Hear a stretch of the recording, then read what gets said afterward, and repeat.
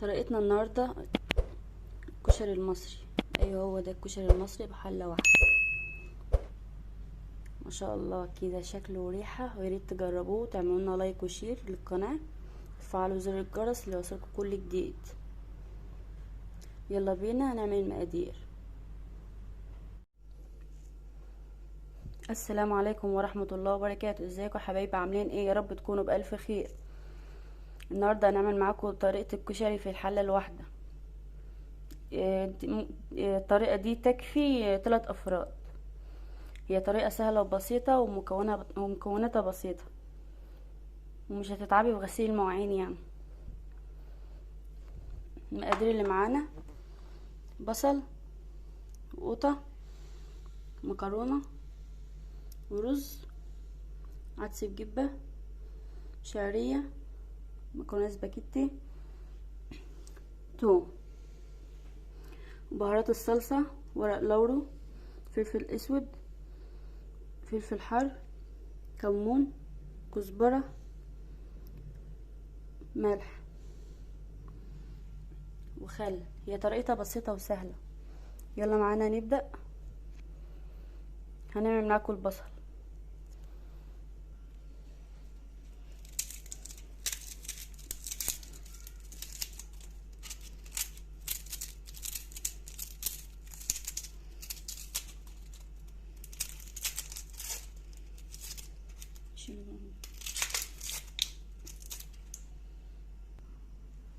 ليه تحتاري بقى في تقطيع البصل؟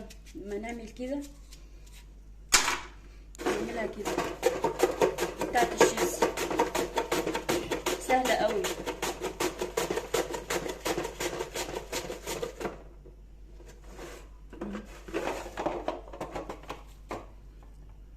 حلقات بتاعت البصلة. يلا خلص الكمية وارجع معاكم. اهو يا بنات، بعد ما رجعنا بكمية البصل طلعت معانا بالشكل ده. هنضيف لها شوية مكونات كده عشان تبقى كريسبي وتقرمش. معلقة دقيق،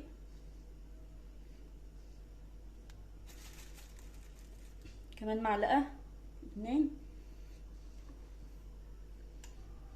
ونص معلقة ملح، ونقلبهم كده ببعض وارجع لكم. هنجيب يا بنات طاسة كده نحطها على العين.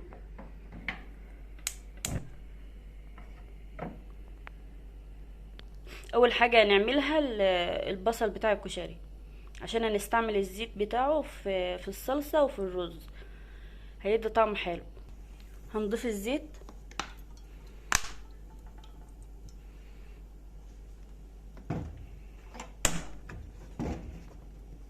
ونسيبها شوية كده. خلاص كده يا بنات، هنضيف البصل.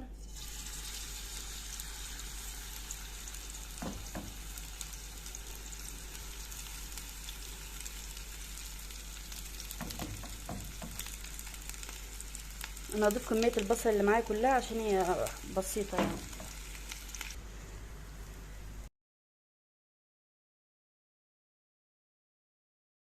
اهو بنات، جبنا طبق كده وفيه مناديل مطبخ، والبصل معانا احمر. هنطلعه. اهو بنات، بعد ما طلعنا البصل كده هنركنه على جنب، وهنعمل معاكم الصلصة. القوطة كده قطعتها، حطها في الخلاط. عملنا البصل طماطم، ونرجع لكم بقى ما نخلصها. نحطها، هنجيب الحلة كده ونحطها على النار.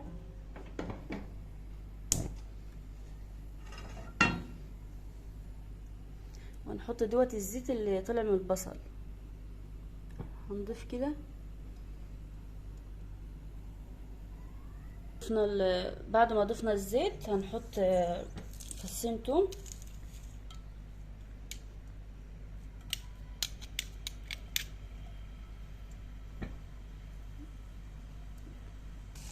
هنسيبها بقى تحمر، وهنضيف عليها القوطه اللي احنا ضربناها في الخلاط.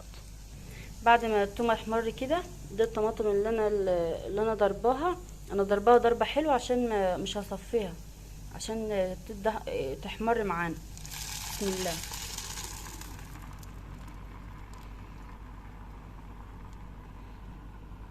وهنضيف البهارات اللي احنا قلنا عليها في اول الفيديو: ورق اللورا، فلفل اسود، شطة، اللي مش عايز شطة عادي مش مشكلة، كمون، كزبرة، ملح، هنضيفهم عليها. بسم الله. وهندي تقليبة كده.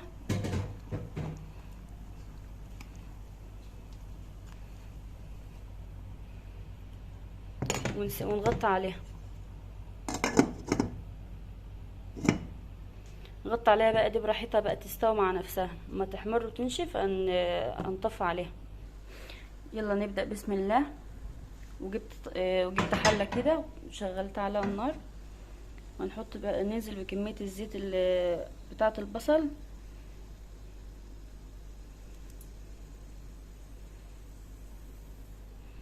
لو ما قضتش معاكي حط حبة كمان. هنضيف حبة زيت.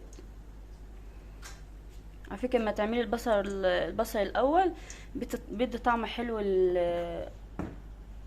لطريقة الكشري، بتدي طعم حلو. هنضيف معانا الشعرية، هنحمرها. انا عامله كميه بس قليله عشان احنا قليلين، يعني 3 افراد كده. هي حاجه بسيطه، انت ممكن تكتري في المقادير لو انت عيله او انت وجوزك. كفايه المقادير دي. على فكره هي سهله.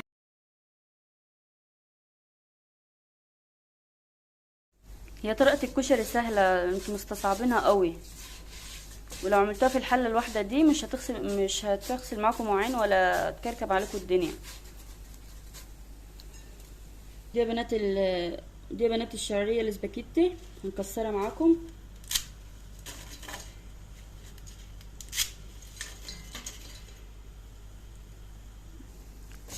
وهنحمرها مع الشعريه كده.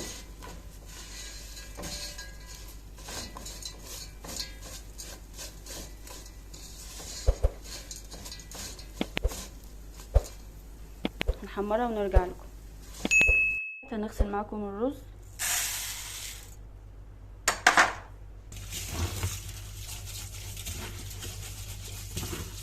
يلا هنغسل الرز يا بنات ونرجع معاكم.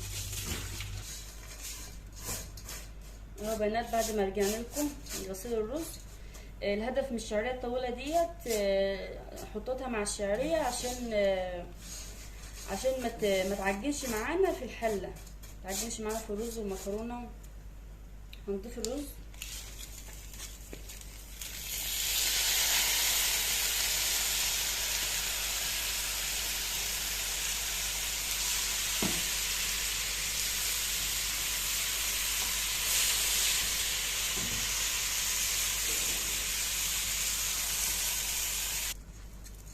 اهو يا بنات بعد ما قلبناه كده كويس مع بعض، هنضيف المكرونه.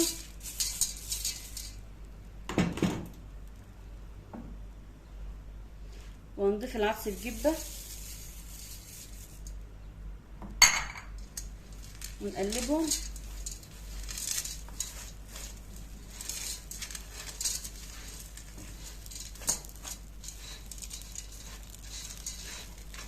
بعد كده هنجيب ميه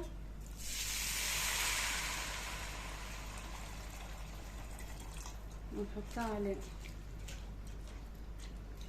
الميه قليله، هرجع اجيب ميه تاني. ويا بنات بعد ما رجعت جبت ميه،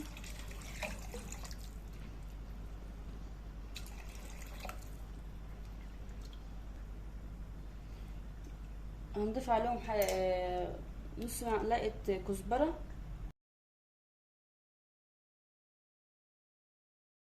نص معلقه كمون،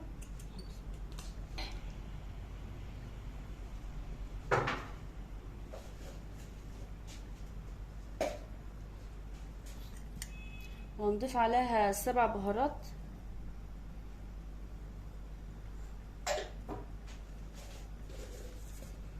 ورق لورا. ورق اللورا ده ما شاء الله بيدي طعم حلو في اي حاجه، لو في رز ساده اي حاجه بتبقى حلوه في الرز، بتدي طعم حلو. هنقلبهم كده ونغطي عليهم ونرجع لكم. ورجعنا تاني لكم يا بنات. جبنا طاسه نحط فيها نقطه زيت وننزل فيها بفصين توم،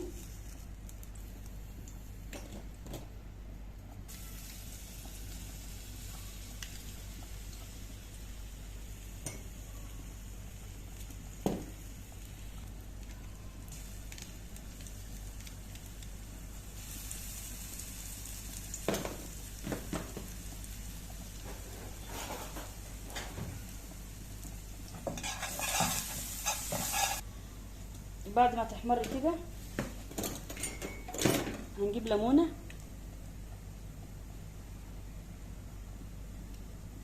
ونعصرها عليها،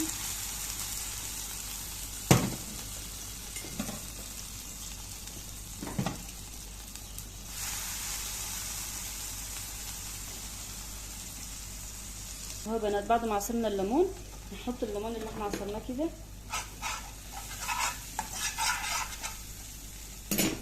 نضيف معانا كوبايه ميه،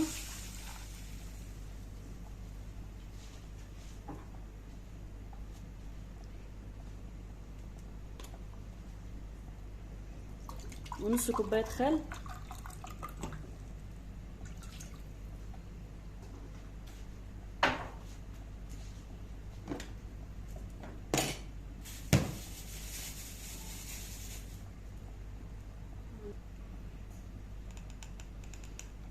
ومعلقه ملح.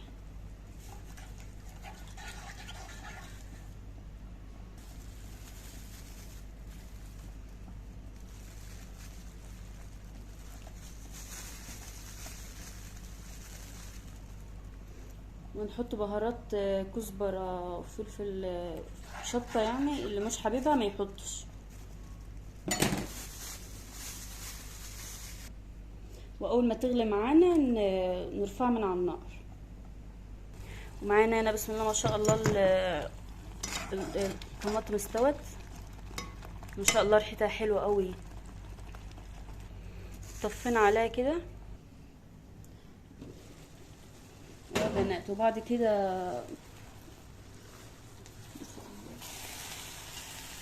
كده المكونات اللي نشفت معانا كده ما شاء الله، كل حاجه يعني مفرقه عن التانية، مش معجنه.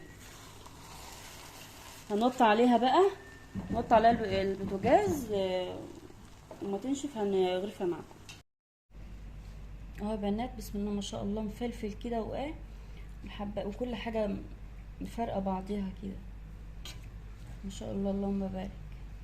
عامله كميه بسيطه، شوفوا جيت عامله ازاي، والله كميه بسيطه من كل حاجه كوبايه. يلا هنغرف معاكم بقى، هنغرف معاكم.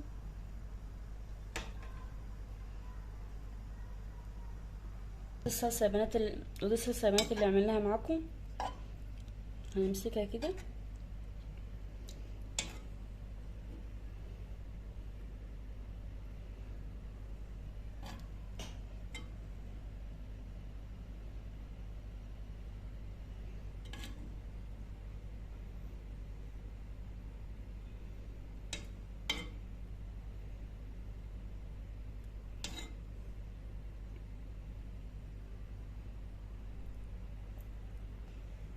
اهو بنات. دي شكلها ما شاء الله حلوه قوي، ريحتها حلوه قوي. وده البصل اللي عملنا معاكم ما شاء الله، كريسبي خالص ازاي.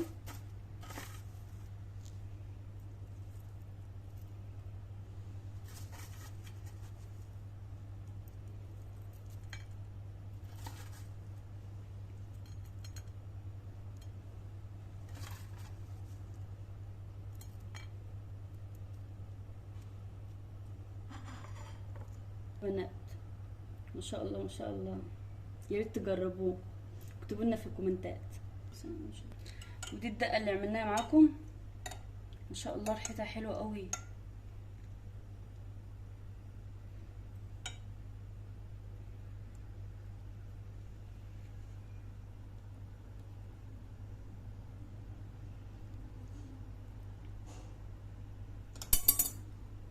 وده شكل الطبق اللي عملناه كشري النهارده. ما شاء الله، يا ريت تجربوه، اكتبوا لنا في الكومنتات ويا رب يعجبكم. والسلام عليكم ورحمة الله وبركاته.